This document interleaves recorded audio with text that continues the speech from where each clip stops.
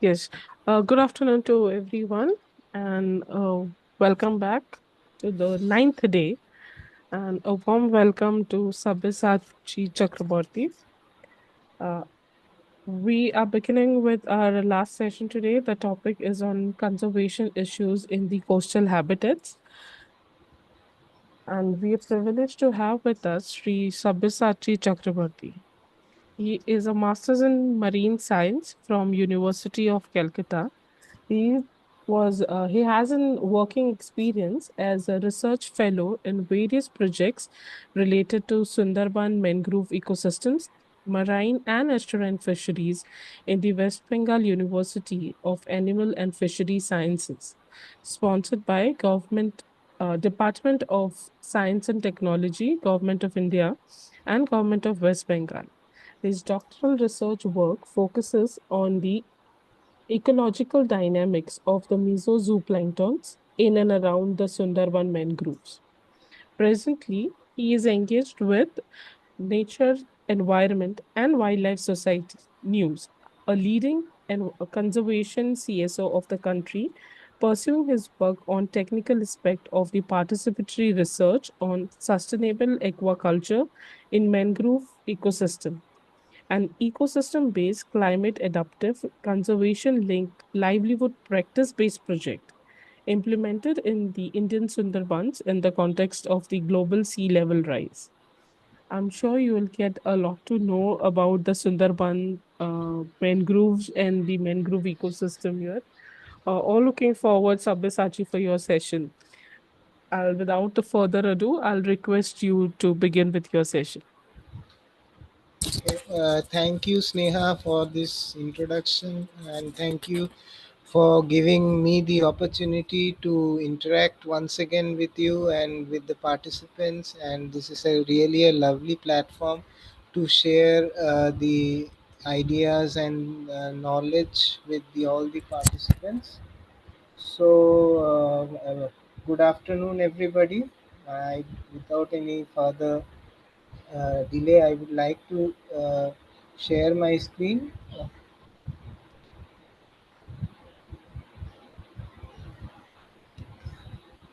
Just wait. I have permitted you to share the screen.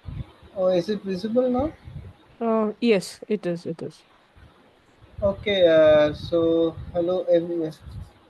So today I have been asked to deliver a lecture on this conservation issues in the coastal habitat. So before delving into the main topic, I would like to just go through some brief points like this first slide actually it refers to the earth system and its interaction. Actually, there are to be on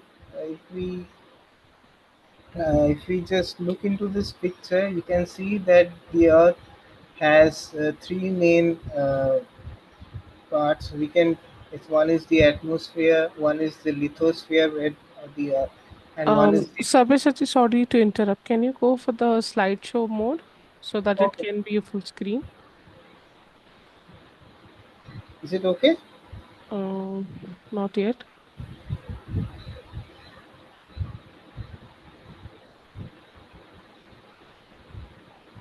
Just wait a second.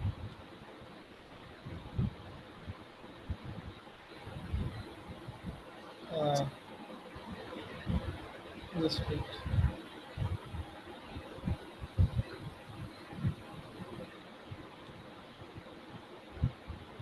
Is it now? Okay. I can still see in the presentation mode only, not the slideshow.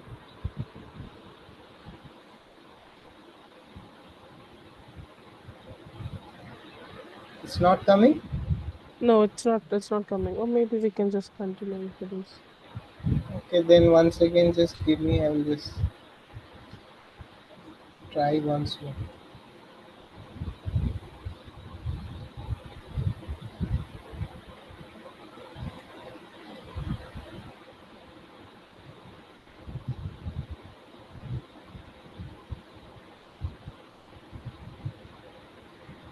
Now, on the same thing. Same thing. Oh, just wait.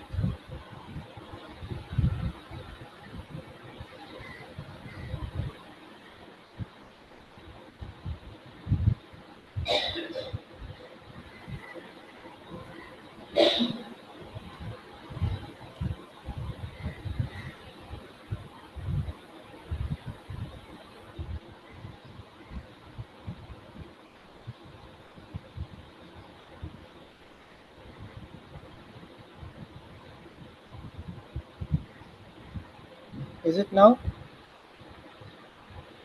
No, it's the same again.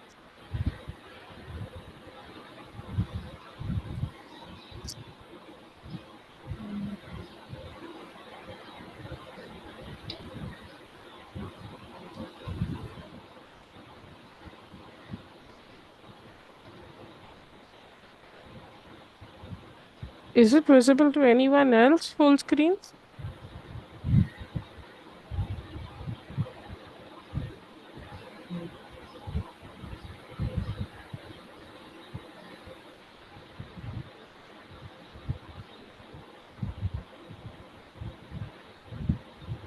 Can you try once again? Yeah, I'm trying it. Just nice slow.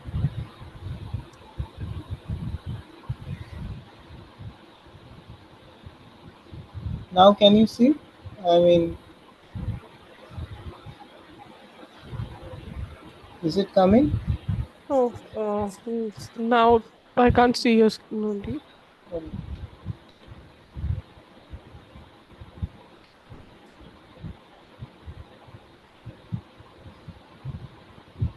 You can share the screen.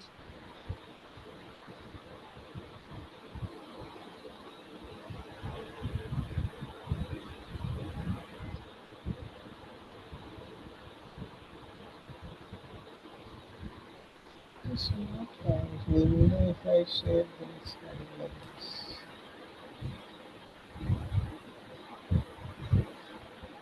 Same thing, na? It's in Yeah, presentation.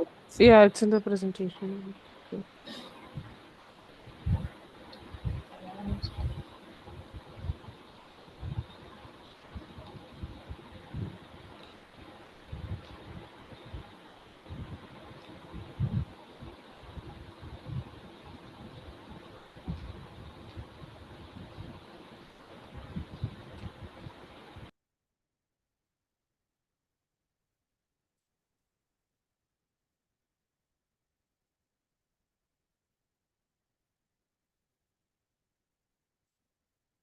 Now it had.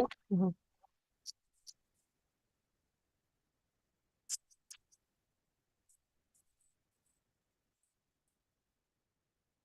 Mhm.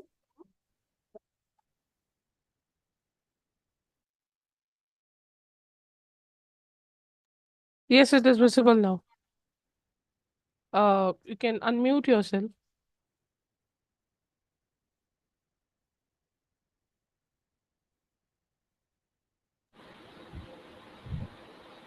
Okay, so now it's full screen, na? Yes, yeah, Oh, okay, okay. Sorry for the delay from my side. no problem. You Excuse. can Okay, continue. okay. So where I left actually. So our Earth is actually it's an interplay, or the system is it's actually an interplay of several factors actually. So there we have three main components: the atmosphere, the lithosphere, and the hydrosphere. The atmosphere is mainly composed of the air, gases, and all. Lithosphere is the place where actually we, the human beings, the animals, the wild, wildlife, they all, the trees, and the entire ecosystem and all. And the hydrosphere is mainly considered with the water.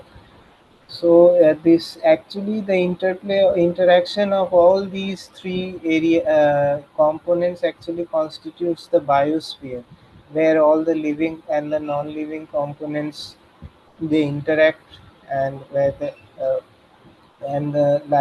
life is the is So this at the junction and what the surface of the at the junction of the land and the sea, actually there is an area which is also known as the coastal area. This is why this is very important. I will come in the later part of the but later part of my presentation. But the most important thing is this area is actually the most productive area in the world in terms of the livelihood and in terms of the economic growth of any country, and especially biodiversity also.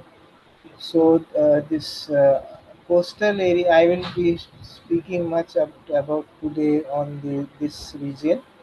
So the Earth's coast can roughly be divided into six categories. So first of all is the tropical coastal areas, which we are which we see whenever we go whenever we go to the beaches and all.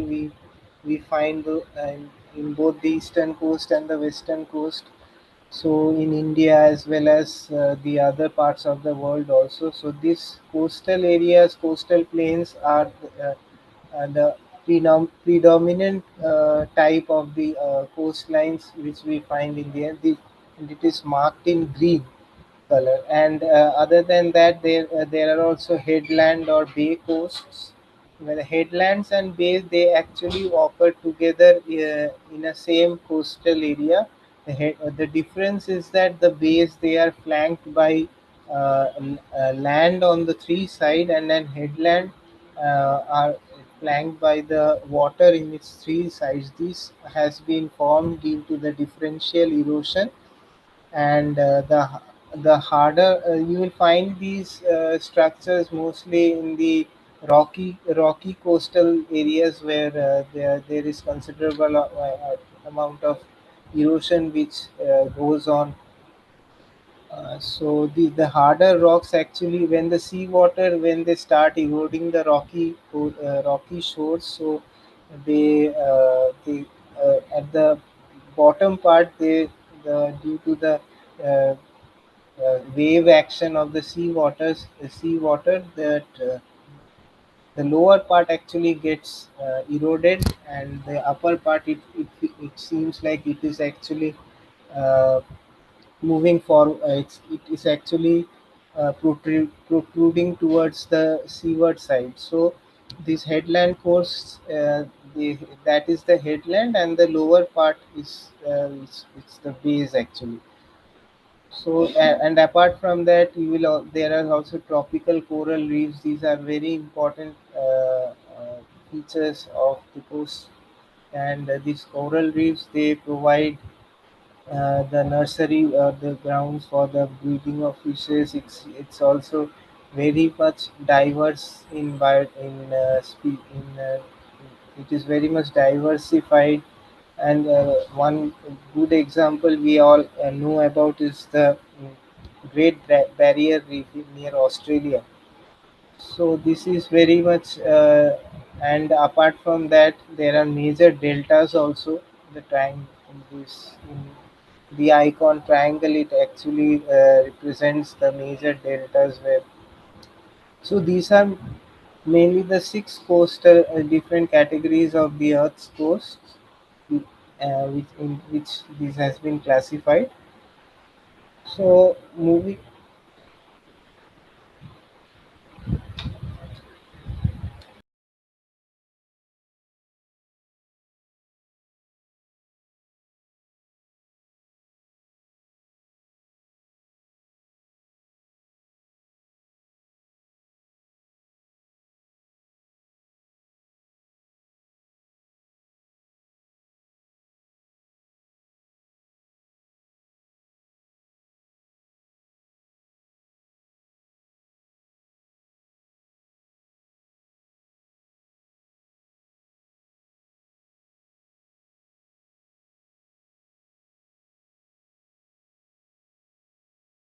Sabyasachi, you're muted. We cannot hear you.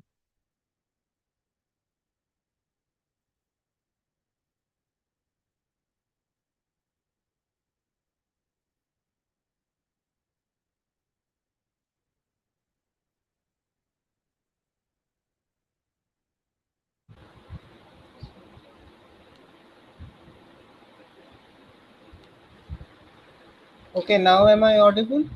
Yes. And my screen is also visible. Yes, your screen is also visible. Okay. So our Indian coastline is mainly comprised of 9 states and 4 union territories. In the eastern coast, the state of West Bengal, Odisha, Andhra Pradesh, Tamil Nadu, and in the western side, it's the Gujarat, Maharashtra, Karnataka, and Kerala, and four union territories: Pondicherry, Goa, Daman and Diu. So, so these are the where our Indian coastline actually covers. So, and it supports a wide array of coastal activities and livelihood, and more than 300 million people inhabited this region. And why this is even more important, because it comprises various types of coastal habitats like the beach, sand dunes, the intertidal mud flats, mangrove forests, sea grasses, coral reefs, and the lagoon. So that is why this coastal region is very important, and in terms of biodiversity also, this area is very rich. And it also, like I mentioned earlier, it also plays a significant role in the growth of the nation's economy. So why is it important? Because the high level of biodiversity and the biological activity. So whenever you visit the coastline, you will find this lots of whenever you visit the beaches, you will see lots of crabs, lots of fishing activities going on. Then the plants and the type of the beach, you will see whenever you visit the beaches, you will also see the sea stars, the starfishes, and the sea anemones. And so it is very rich in biodiversity, and it has also a high scenic value, and for tourism and recreation purposes also it has a great importance. These regions are also biological rich in biological and natural resources. And most of all, the coastal inhabitants, the people who live there, they can also uh, avail their food also. It is so source of livelihood, and they are cheap source of food, protein also, like the fish, seafood, etc. And it is also an important backbone for the local economy. The people who are living there, the marginal people who live there, uh, uh, they are mostly engaged in the fishings and all fishing activities. So these actually supports and sustains their lives.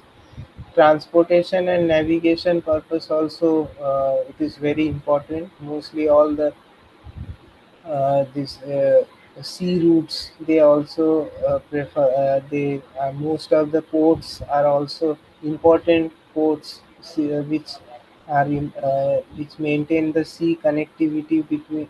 So these are also along these coastal areas.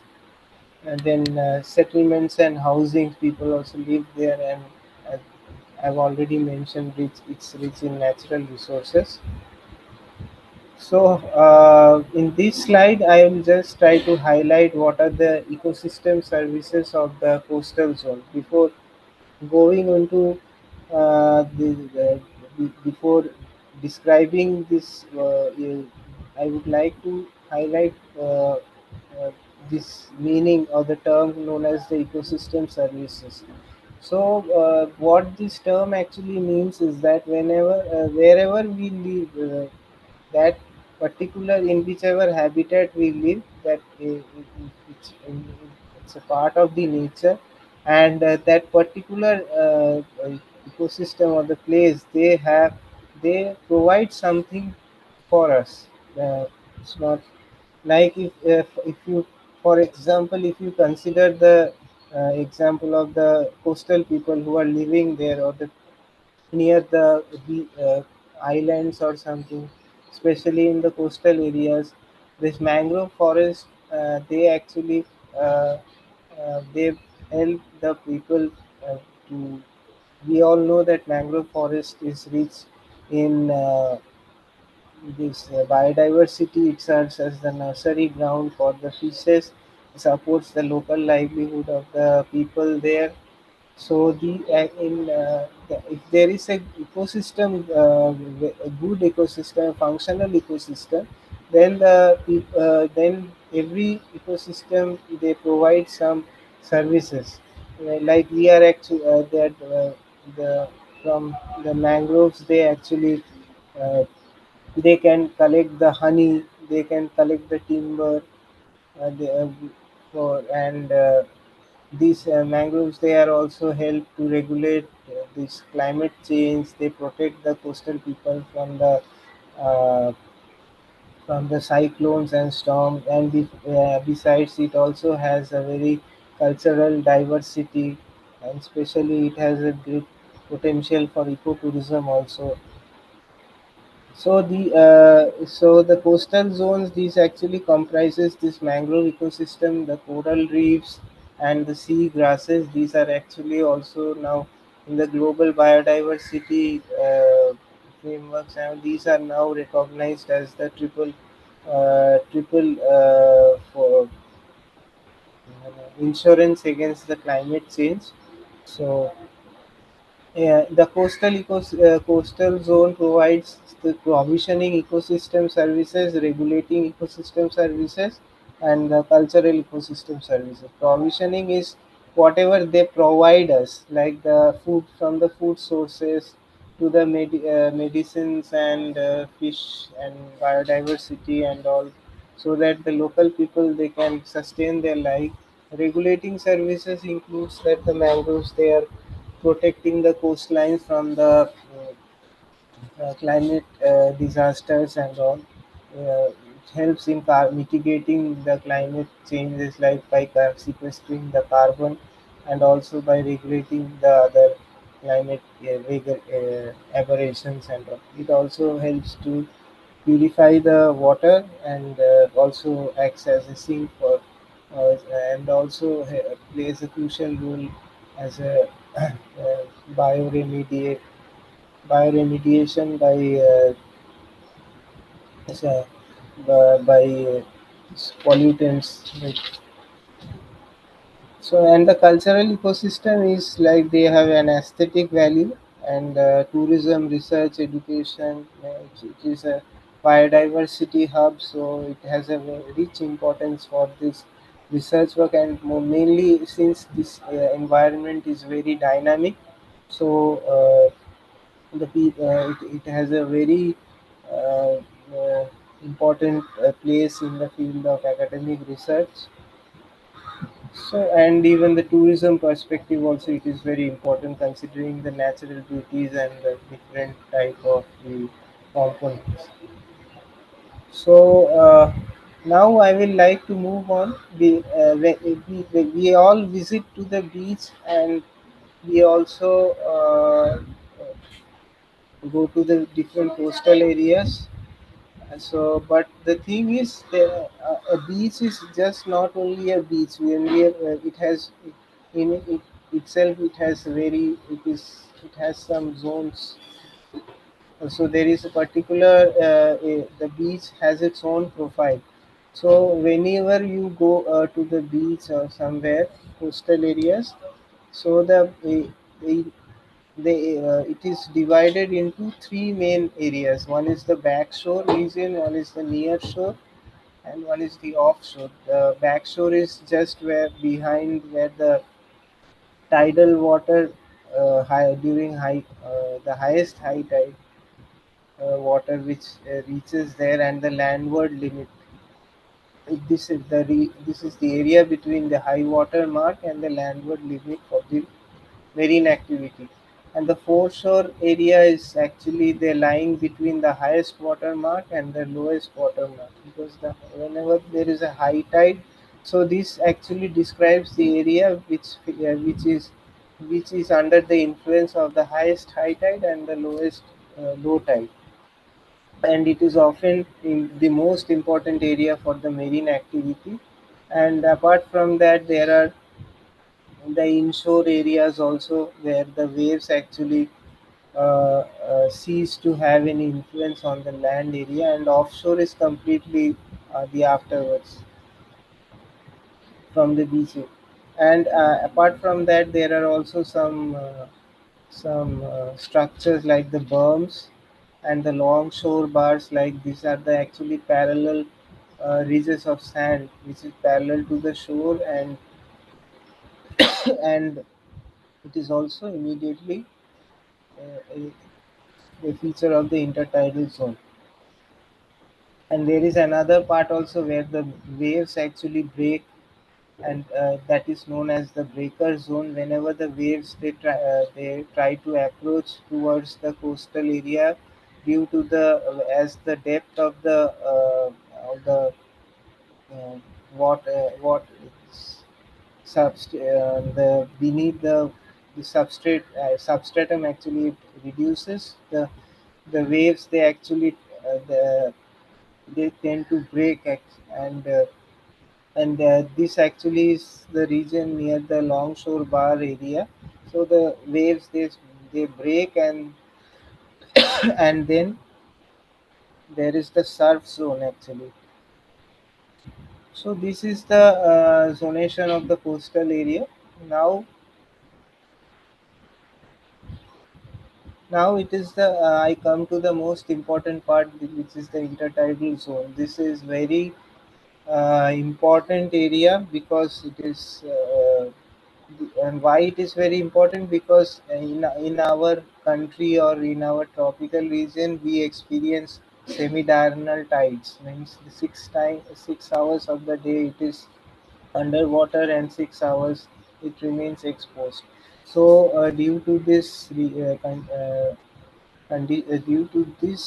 factor actually, and as this area is in the confluence of the land and the sea, so it is a rich hub of biodiversity and is also extremely productive. So here you can see in this figure, you can see that the lowest level of the water till the highest level of the water. This portion is the intertidal area. Beyond that intertidal area is the supratidal area, where only the water only reaches during the highest high tide mark, and beyond this intertidal area is the subtidal area, which is all is submerged always every time of the year. So so now I come to the different types of the coast. This is the first one, the rocky shores. And the features of this region is that it is primarily composed of hard rocks, boulders, and sometimes even cliffs also. And they have distinct tidal zonation, each with its unique community of organization, with a unique community of organisms. So mostly this region it supports high diversity of marine life, including algae, invertebrates like barnacles and mussels, and limpets, and occasionally fish and other vertebrates. But the thing is, this region experiences a wide range of fluctuations in temperature and salinity. And as for this reason, the organisms which live there have several adaptive features to survive the extremities, like to maintain the moisture of their body. They are covered with shells, and this when the in order to survive this wave action, the high wave action, the invertebrates like the mussels and the barnacles they have these thread-like structures, which is known as the bisus threads, and they attach firmly with the rocks to resist the wave action and predation also. So here in this picture, you can see that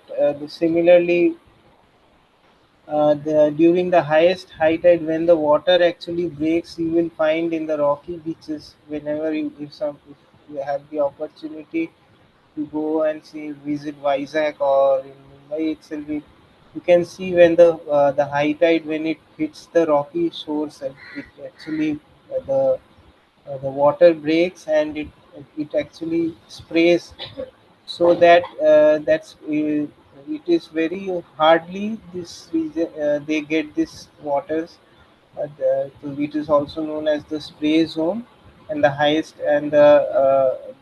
region between the highest high tide and the lowest high tide is known as the high tide zone, and similarly between the lowest high tide and the highest high tide, this is known as the mid tide zone, and this next is the low tide zone. So when you will find that when uh, the types of the organisms are also kind of different. Where the water where the rocky shores are inundated with water every time, you will find that the organisms are mainly soft bodied and such, and and you will observe also algae also. But when you go up like towards the spray zone, they are mostly shelled organisms, like they so that they can prevent the loss of so that they don't get dehydrated. So next, I will move to the sandy shores. This is primarily composed of dynamic coastal habitats and characterized by the presence of the loose, unconsolidated sediments, primarily sand, influenced by wave action, tides, and wind. Sand dunes are a very important feature of the sandy shores, and when you go from the beach, when you go towards the mainland, you will find like dune-like structures and all accumulated in this region, and you can find patches of casuarina trees or pine trees along this. Yeah. So it supports similarly this region also it supports a high diversity of marine life, including invertebrates, neopaunas, clams, worms, crabs, small fishes, because they and small fishes, shorebirds also there, like sandpipers and all. When the beach areas get exposed, these birds come, and whatever uh, food they can get or they can achieve foray, actually they eat on those fish. And like this also, like the rocky shores also, this region they get extremely they also experience wide range of fluctuations in temperature and salinity. It gets very much heated up in the during the daytime, and in the night again in the night time it again cools down. So they also have several adaptive features to survive these extremities filter, and mostly the animals or the organisms who live here are mainly are filter feeders. Whatever they get from this area, whatever they get when the sea water actually comes, they bring this food food with them or something. Whatever they get, they have this filter feeding mechanism, and scavengers and predators are also common feeding strategies among these organisms inhabiting the sandy shores.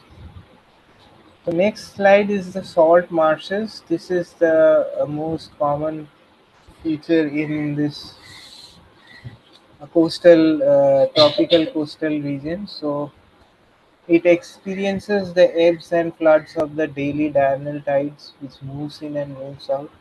and it is found mostly in the tropical and temperate areas and higher latitudes, and it's home to the salt tolerant grasses because as it is facing towards the seaside, so the it always receives the high saline water actually. So whatever this the grasses which actually grow here, they are salt tolerant, and like for example Potracia or the Midiostrica, and so these are there, and you will find found abundantly, and these also provide shelter and breeding grounds for many kinds of fish and shellfish, as well as it's a resting place for the migrating birds. So here you can see in this figure that you, there is also zonation for this region, uh, for the salt marshes, like it's the spring low tide and the normal high tide, and the neap high tide and the spring high tide. So there are these marks, zonations are marked, and this water, according to the tidal amplitude, or the diversity of the biodiversity also changes. So now we come to the very important aspect of this coastal area, probably one of the most important uh, aspect of this component of this coastal ecosystem. It's the mangroves. They are the coastal.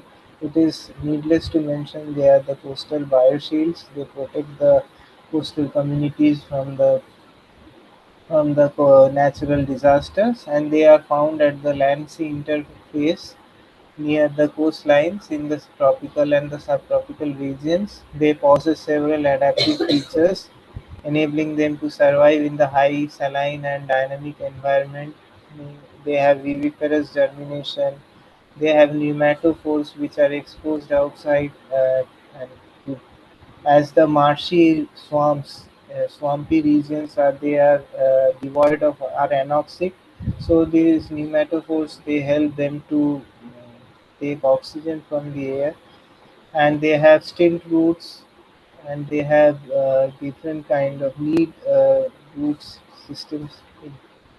The root system is very extensive, so it helps to bind the soil and also maintain their balance, and it supports a wealth of life from flora to fauna to people, and providing commercial fishing ground, timber, and other economic goods for the coastal communities.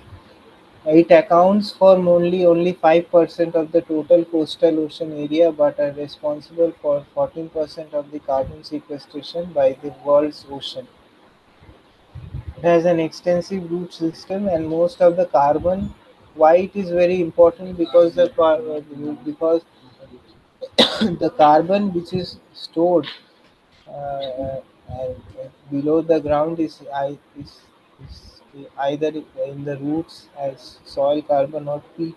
It is very stable actually. So whatever the carbon is getting sequestered by this mangrove, it is actually transported to the lower below to the depths of this soil, and it remains there as stable organic carbon, and this is a very crucial instrumental tool for in climate change mitigation. So in India, accounts for around 3% of the total mangrove cover in South Asia, and represents nearly 46 true mangrove species and hybrids belonging to 14 families and 22 genera. Is distributed along the coastline of the nine states and three union territories. Now, sea grasses. This is also very important.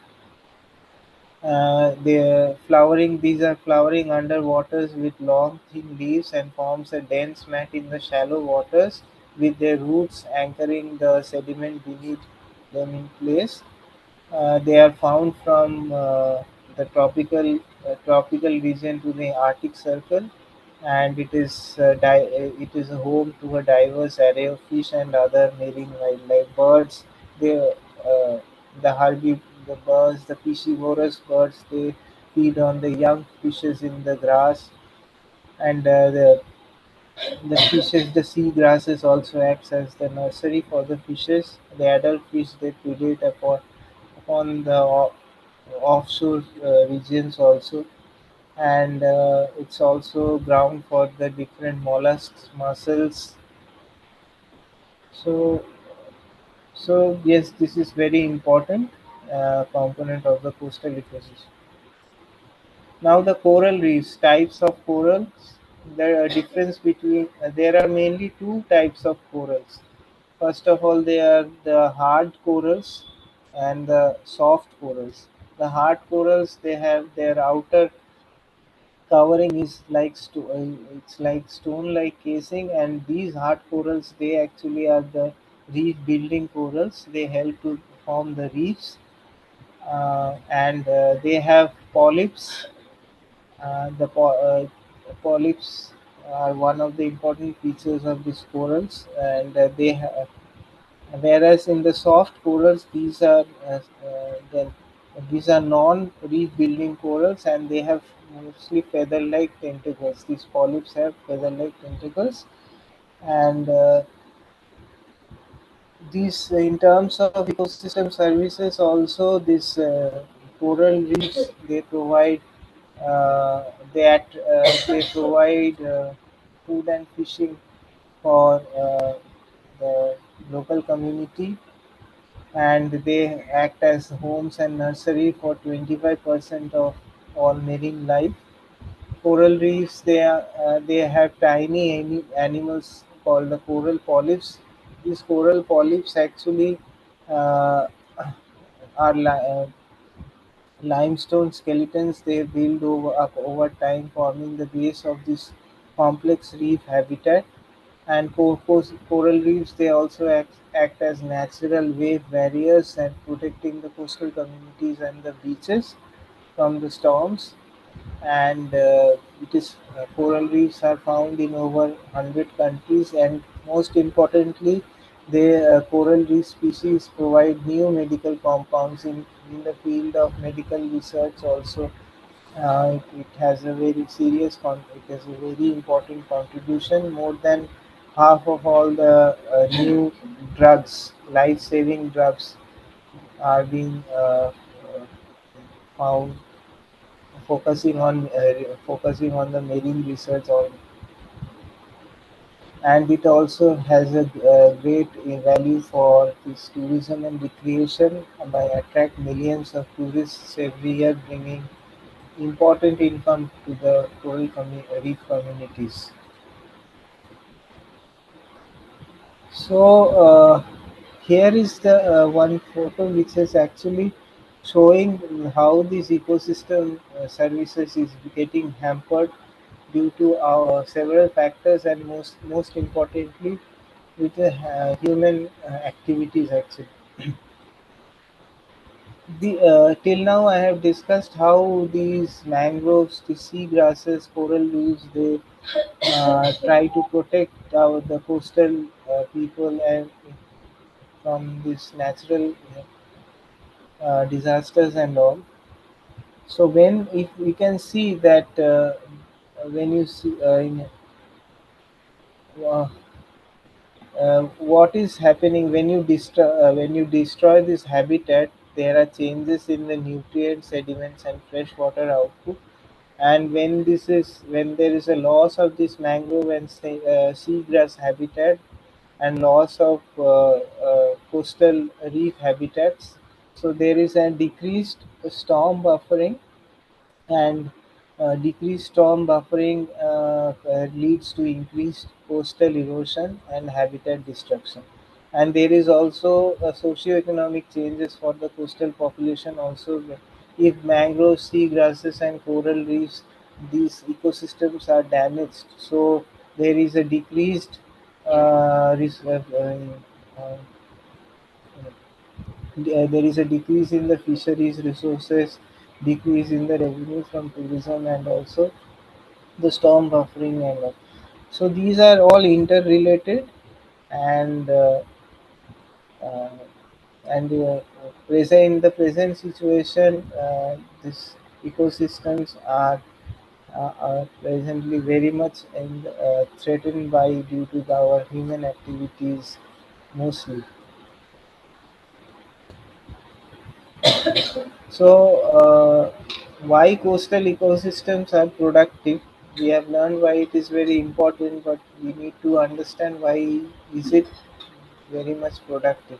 First of all, these coastal ecosystems, they are shallow in depth, so the ample amount of sunlight it can penetrate to the through the water column to the bottom. Thus, it enables the benthic or the bottom dwelling organisms to to photosynthesize, and this area receives nutrients from land as runoff and the oceans through upwelling or upwelled waters. Now, this upwelling is a very important phenomenon because based on this upwelling, the fish uh, it affects or it influences the fishing activities of the coastal areas. Uh, Upwelling, it is mainly a wind-driven process. Wind from the sea towards the land. It actually when this moves and in conjunction with our Earth's rotation, what happens is when this wind actually flows towards the land, it actually the and while the sea water also it enables the surface water to move from the towards the land, and once it hits uh, the coastal area, there is it moves, and then it hits the surface water, hits to the coastal area, and it moves down. So there is a cycle, this water cycle, there is a continuous movement. So what happens is the cold water, which is rich in nutrients, it comes upwards, and the warm water, which is low in nutrients, it goes down. And so this nutrient rich water, it comes up, and this enables it further facilitates in this primary production where the phytoplanktons, they photosynthesis, and this the primary produce they are the primary producers. They come up, they produce the food, and then the secondary and the primary consumers, the zooplanktons, then the secondary consumers, the fishes, and then the tertiary consumers, the more big fishes, they come. They are and furthermore, the sinking of this organic matter is intercepted by at the seabed, where it supports the benthic faunal communities also. And this, when they get degraded, this again through the process of upwelling, these nutrients are again brought up immediately, and this is made immediately available for primary production. So these are some studies which were conducted, which actually shows that due to this coastal upwelling, and it actually directly impacts the fishing productivity. Uh, and so well mixed, when the water when the due to upwelling, when there is considerable amount of nutrients or nutrient rich water, attracts the phytoplanktons and all, and productivity also increases. The fishes are also drawn towards these waters. So these are some research publications which supports this phenomenon. So now we come to the threats, which is actually the key point of the today's presentation. The threats which are faced by the coastal zone. The first is the environmental degradation. There is no need to mention that due to these several factors, and mostly the anthropogenic activities, our environment is getting degraded. Climate change is a very big impact which is threatening the coastal area. The rise in sea level per year is actually along with the land subsidence actually.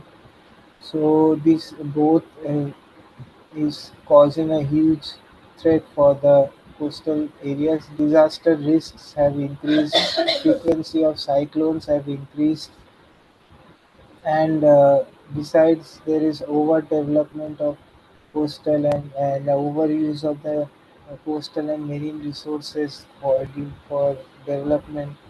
Uh, uh, it's also a factor uh, contributing to the threats, and there is a high population density also. And near the coastal areas are now densely populated, and land-based and sea-based pollution is also a very big area of concern. And apart from that, the biodiversity is also being threatened. The natural habitats of the faunal fauna is now being converted into for human uses, like mangroves are cut and the areas are now being converted into fisheries and biology. So even constructions are also going on in the name of development, and these mangroves area and are being destroyed. Then extraction of petroleum, reef areas are being destroyed. Uh, so these are the threats faced by and these threats are actually leading to the coastal hazards. These are natural and also human-made, and these hazards are two types. One is the rapid onset hazards and the slow onset hazards. The rapid onset hazards consist of storms, flooding, storm surge, and tsunamis, whereas the slow onset hazards are the shoreline erosion, sea level rise, salt water intrusion, and land subsidence, which I mentioned earlier. So these are some of the photographs. Now we come to the aspect of conservation and management. What is need to be done to protect this our coastal zone? So there are our country has taken up several initiatives. In 1991, Government of India they issued a notification under the Environmental Environment Protection Act 1986, and which was administered by Ministry of Environment and Forest, protect and conserve the environment and ecosystem on the coastline of the country. The CRZ actually implemented by the ministry classifies the coastal area into into different zones to manage infrastructure and activities. Three institutions are responsible for this implementation of the coastal regulation zone, and the first one is the National Coastal Zone Management Authority. At the center, states or union territories they also have their individual.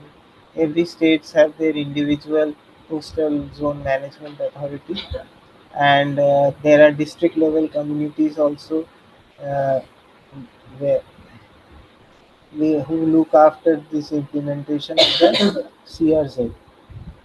And there is a premier research organization, the National Center for Sustainable Coastal Management (NCSCM). It promotes the integrated and the sustainable management of the coastal and marine areas in India. The Integrated Coastal Zone Management Plan. The management of the coast using integrated approach regarding all aspects of the coastal zone. And the role of these bodies are that they examine if the CRZ clearance is granted by the government. Somebody, suppose for example, if somebody wants to develop an infrastructure at the coastal area, so it is mandatory for that particular organization or the company to get clearances from the government regarding the CRZ.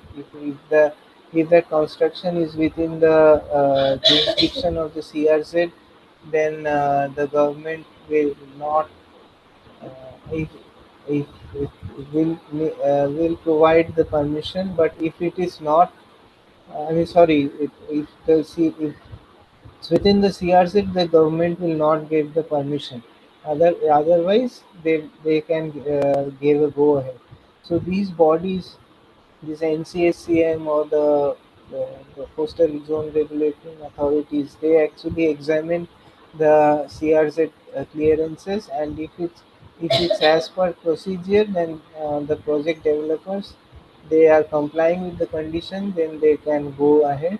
Or other, and if the project development objectives are under the integrated coastal zone management program, such in, so they can go ahead with their project.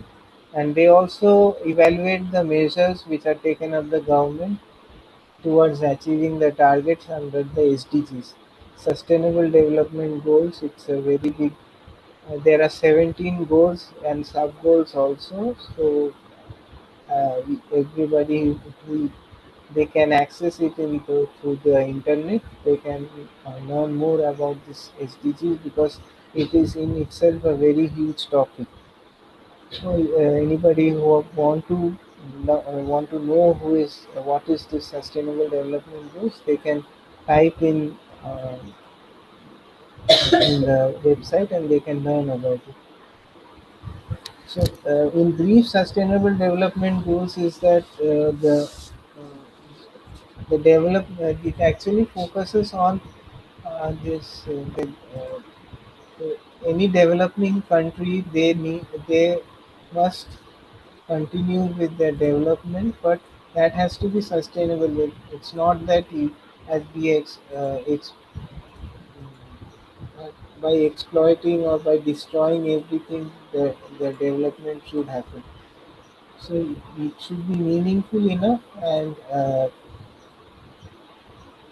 so that is what these SDGs try to address. And coastal zone regulation zone notifications have been issued by the government of India. It means that accordingly to the notification, the coastal land up to 500 meters from the high tide line and the stays of 100 meters along the banks of creeks, estuaries, backwaters, and rivers subject to tidal fluctuations is called the coastal regulation zone. So nothing can be done here. No constructions is possible, and Coastal Regulation Zone Notification 2018 and 2019. It was again re-amended, and it was stated as to promote sustainable development based on scientific principles, taking into the account of the dangers of natural hazards, sea level rise due to global warming, and to conserve and protect the unique environment of the coastal stretches and marine areas, besides livelihood security to the fisher communities and the other local communities in the coastal area. And now the CRZs have been classified into different areas. CRZ 1 is the areas that are environmentally most critical. It has two divisions. The CRZ 1A, it the CRZ 1A constitutes ecologically sensitive areas and geomorphological features which play a role in maintaining the integrity of the coast, like mangroves, corals, and coral reefs, sand dunes, biologically active mudflat protected areas, salt marshes, and so on. And CRZ 1B is the intertidal zone, which that I had already mentioned in the earlier, that it is the area between the low tide and the high tide line. And the CRZ2 is the develop land areas close or up to the shoreline within the existing municipal limits, and or designate or otherwise designated as the existing urban areas.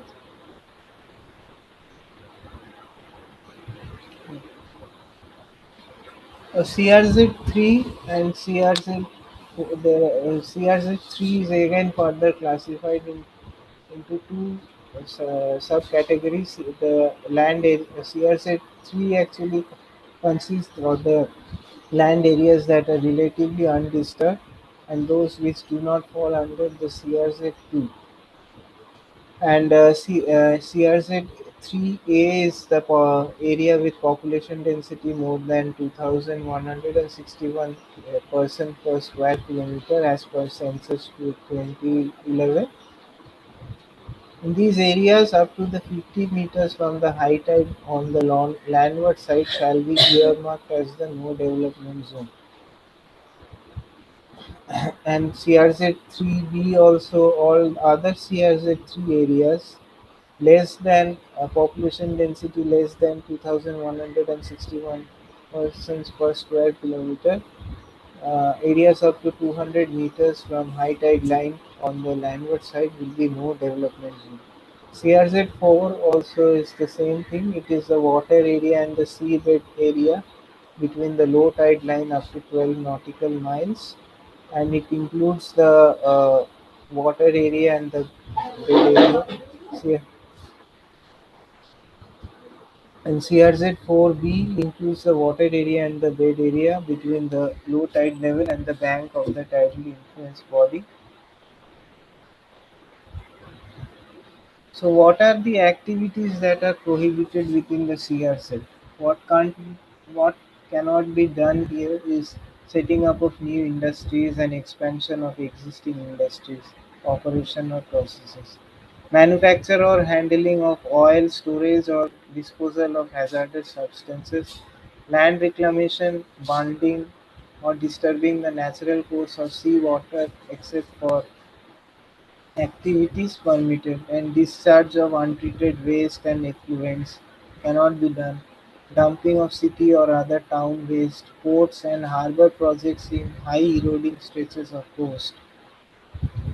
Mining of sand, rocks and other substratum materials, dressing or altering of active sand dunes, disposal of plastic into the coastal waters is prohibited, and groundwater uh, withdrawal is also prohibited in these areas. Now, again, there has been some changes. Actually, this photo actually mentions that diluted by design. It was first mentioned that the no such constructions will be done during this in the CRZ, but now uh, hotels, resorts, and temporary tourism facilities can now be closer to the shore. Mangroves will can to make way for ports and harbors. So there is this slight amendment is now proving actually disastrous for in the name of development. Now mangroves are indiscriminately cut down, and new infrastructures are coming up. So this is really very shocking.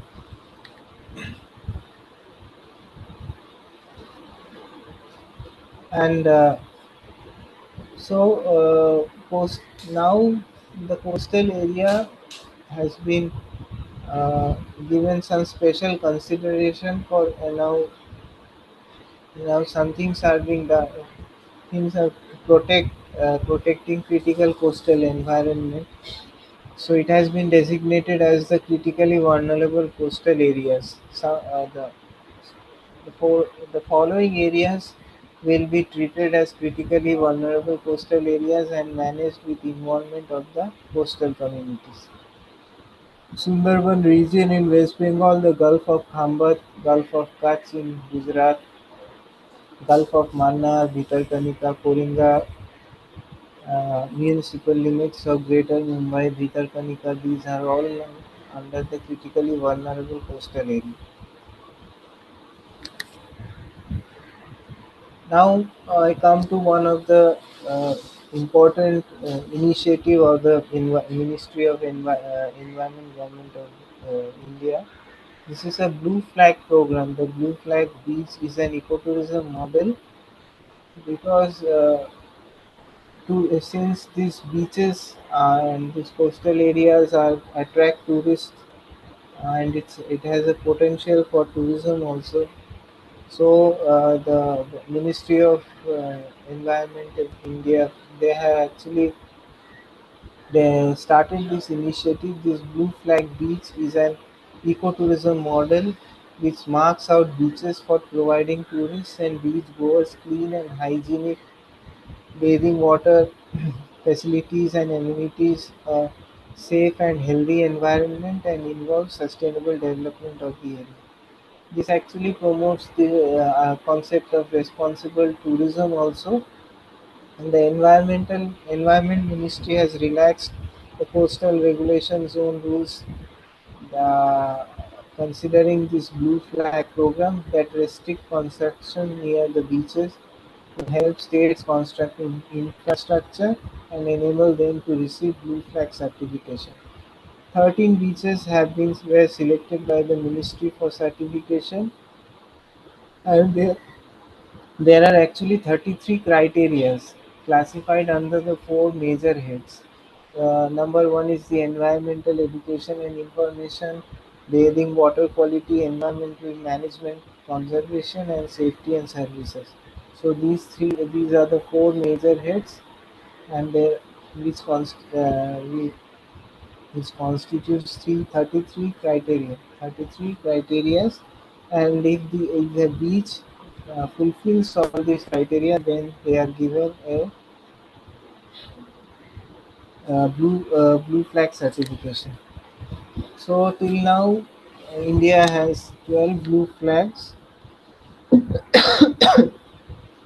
and Golden Beach of Odisha, Usikonda Beach of Andhra Pradesh.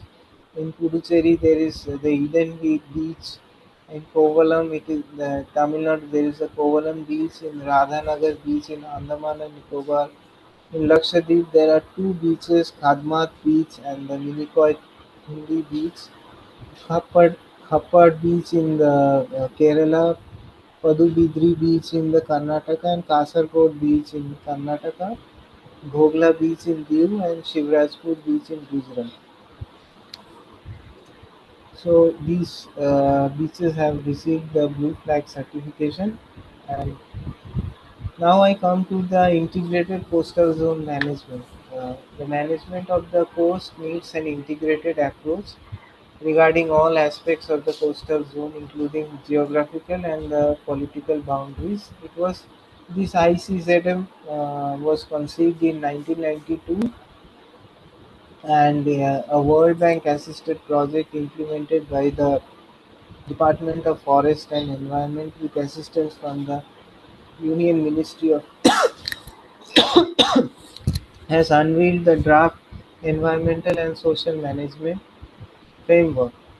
It what does it dictates? It dictates that how prospective infrastructure projects situated along the coast would be assessed before they can apply for clearance by laying out guidelines for coastal states to adopt when they approve and regulate coastal zones. The MOFCC had launched an integrated coastal zone management project, establishing a Society of Integrated Coastal Zone Management or the SECOM. And NCSCM Chennai is also providing scientific and technical inputs. What are the objectives? Formulation of this coastal zone management. For the first objective is the formulation of integrated coastal zone management plan to lessen the coastal erosion, reduce vulnerability to disaster, focus on biodiversity conservation, secure the livelihoods of the coastal community, reduce pollution and for a focus on environmental quality management, the improvement and conservation of cultural and archaeological assets. So the components are that the Society of Integrated Coastal Management would be implementing the project national and state level. Three coastal states have their own ICZM plan: West Bengal, Gujarat, and Orissa. And four main components of the plan include the NCZM, the National Coastal Zone Management Program. They The ICZM approaches in they support the capacity building of the state level agencies, institution, including the preparation of an ICZM plan for the coastal sediment cell. The national components they include in mapping, delineation, and demarcation of the hazard areas or the sensitive areas along the mainland coast of India. The other government initiatives, there are several initiatives for the conservation of the coastal and marine resources. Wildlife Protection Act of India provides legal protection to marine animals. A total of 31 major marine protected areas in India covering coastal areas that have been notified under this act. National Committee on Mangroves, Wetlands and Coastal Reefs, constituted in 1993, advised the government on relevant policies and programs. The CRZ notification prohibit the development activities and disposal of waste in the fragile coastal ecosystem, and the Biological Diversity Act of India and the Biological Diversity Rules 2004 thereof advise the government on matters related to the protection and conservation of biodiversity, sustainable use and equitable sharing of its component, and the intellectual property rights. Department Fisheries has also implementing a flagship scheme, the Pradhan Mantri Matsya Sampad Yojana, for sustainable and responsible development of the fisheries sector. And the two key objectives of this scheme are harnessing of fisheries potential in a sustainable, inclusive, responsible, and equitable manner, and robust fisheries management and regulatory framework. The Center for Marine Living Resources and Ecology is it's a on attached office of the Ministry of Earth Sciences. It is mandated with the management strategies development of marine living resources through ecosystem monitoring and modeling activities. And since based on the 24 years of survey studies, it has generated an extensive knowledge base on the biodiversity aspects within India's exclusive economic zone, including the hotspots for conservation. So it is very hard now. This I come to the last slide of my presentation. Conservation of the coastal habitats is very hard considering the dynamicity of this region, but still, considering the importance and the significance of this region, we need to uh, the government, the stakeholders, everybody has to come forward and protect this region. Otherwise, uh, there won't be any. The coastal communities they will be deprived of. I mean, not only the coastal communities, if the coastline is severely impacted, so the other urban life, the rural life, everybody who are, uh, uh, it will be actually a chain reaction. So there are some way forward or suggestions. Like there is a need to conduct a nationwide island and coastal areas vulnerability assessment to understand the scale of vulnerability. We need to install GPS or GNS based stations with respect to each tide gauge across the islands to estimate the vertical land motion, and quantify the future sea level rise over India's coast and island. There is a need to conduct field-based topographic surveys to map the accurate inundation of islands and coasts. Nature-based growth and development of blue economy has to be given priority based on the marine and coastal front. Restoration, nature-based restoration of uh, environment and ecology on India coast and in islands involving the community. Climate resilient activities has to be mainstreamed. Integrative approaches should be now formulated and so that coastal conservation uh, uh, can be prioritized and it can be integrated into climate action plans. There is a need to protect the coastal reefs, mangroves, and monitoring of floral bleaching and mangrove regeneration, especially the naturally assisted mangrove regeneration activity, and monitoring the shoreline change to identify the hotspot zones, construction of coastal structures for protection of highly eroded shoreline zones. So these are some of the suggestions. So thank you everybody for your patience and yeah. So if, and now ask questions or Thank you so much, Sabyasachi, for such a detailed and very informative session. If all the participants have any of the questions, you all can directly unmute yourself and go ahead. I'm sure Sabyasachi would be really interested in answering your queries, or maybe you all can share any of the comments or any experiences. That is also welcome.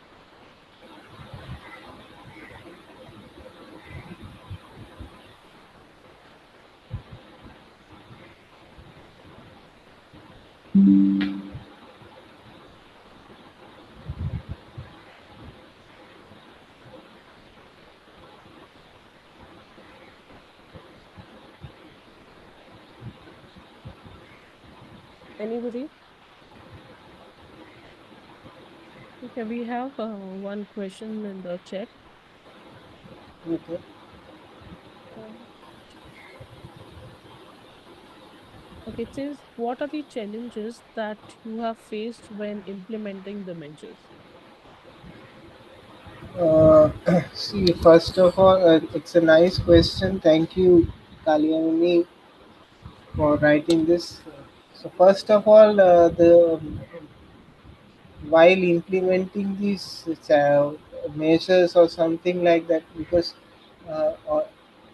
our organization we are most focused on this restoring the ecosystem or the landscape restoration. We try to involve the community in these practices because we believe that and stakeholder engagement also is a very important crucial aspect in any conservation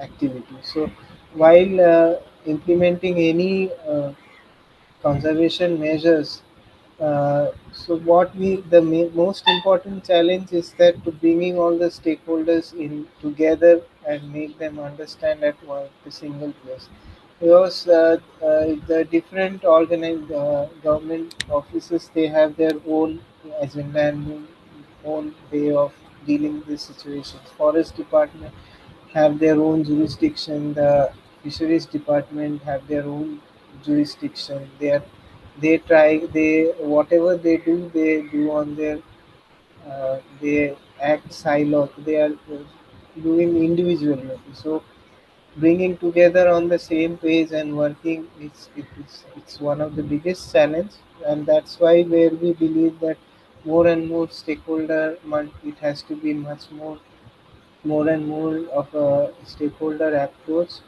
and more relevant organizations, not only the government officials, the local panchayats, and the private organizations, and the community, they all should have to come together and address these situations.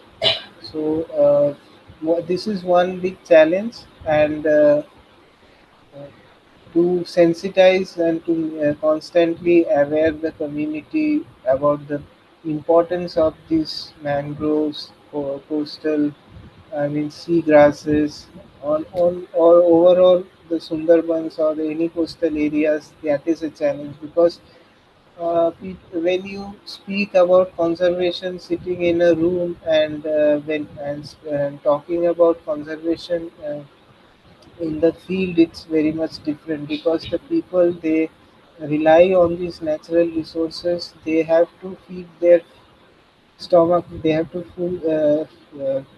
eat to survive, and until and unless we provide some alternative livelihood, and it's not very easy also to provide some alternative livelihood.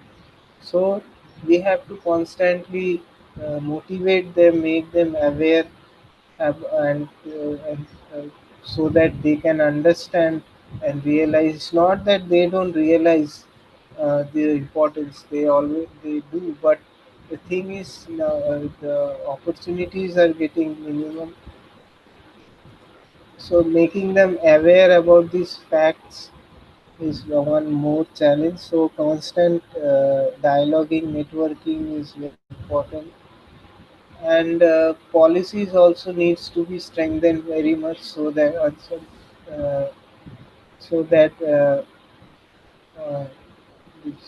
so yeah, these are the main problems which we have faced.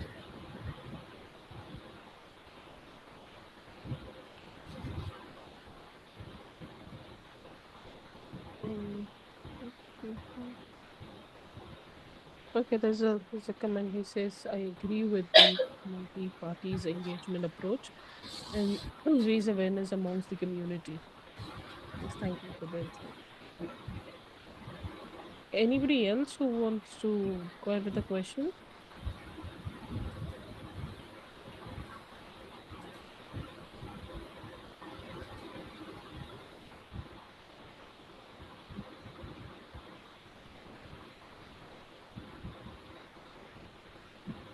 Okay, if there aren't any questions, I guess Sabyasachi, we can call this a day. Okay, thank you. Thank you so much for making time for this, the seventh batch.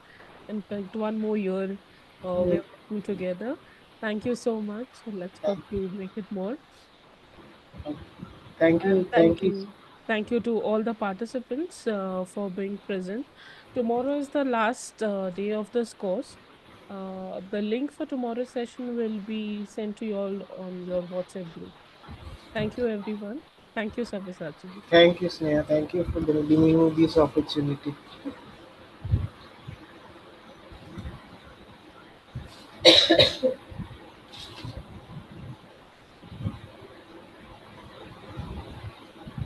There's one more question, I think.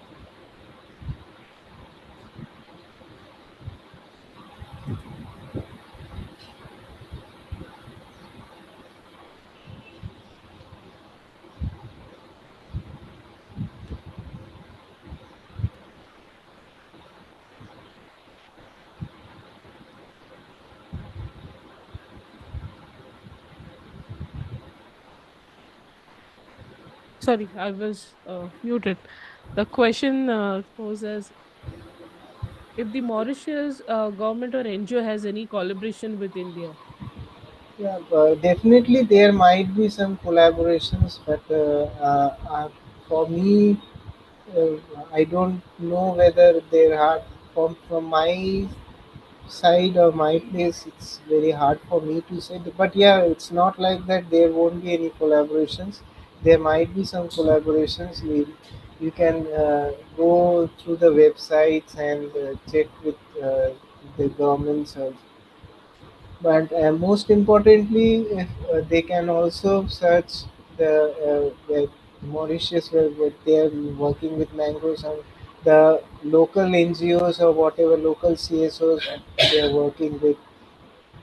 It will be much more easier for them to work together than for possible collaborations with India or the government. But Yeah, there might be some instances also.